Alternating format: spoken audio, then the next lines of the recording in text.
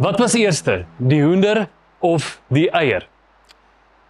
Die eerste Christene het gewonder, wat kom eerste? My identiteit, wie ek is, in my kultuur en my groep, of hoe ek leef?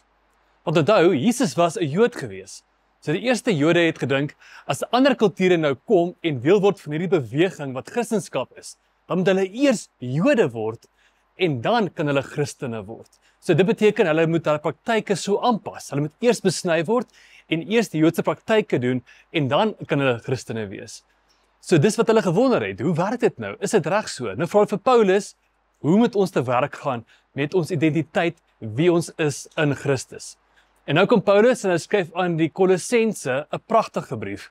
En daar maak hy dit baie eenvoudig. Hy sê, dit gaan eers oor wie jy is en dan gaan dit oor hoe jy leef. So jou praktyke gaan nie van jou 'n Christen maak nie. Jy moet besef dat jou lewe in Christus is. En dit gaan dan beïnvloed hoe jy dink, in jou hart ook leef, en dit gaan dan uitspeel in hoe jy jou lewe dan gaan werk. So, en baie kreatief stel hy die boek Kolossense saam. Dit 4 hoofstukke, die eerste 2 gaan oor die indikatief. Dit is wie jy is. En die volgende 2 hoofstukke gaan oor die imperatief. Dit is oor hoe jy leef. En dan in die middel, by 3 vers 1, is dit die kruispunt, né? Dis nou waar die 2, die skenier, waar jy van die een na die ander gaan. Dis eintlik 'n samevatting van die hele boek Kolossense. Hoor waar hy sê, aangesien julle saam met Christus uit die dood uit opgewek is, moet julle strewe na die dinge daarbo. So jy in jou identiteit, wie jy gedink het jy is, moet jy laat neerlê.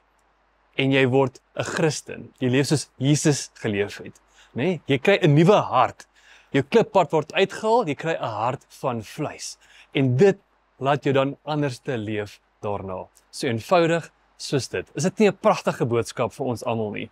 Om te weet dat om vir Christus te volg, begin nie by hoe jy leef nie. Om 'n hartsverandering kom in jou identiteit van wie jy is.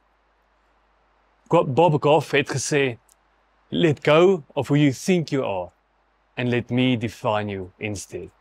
Mag dit ook waar wees van jou. Kom ons bid saam. Liewe Heer, dankie vir die voorreg wat ons het om te weet dat U vooruitgaan.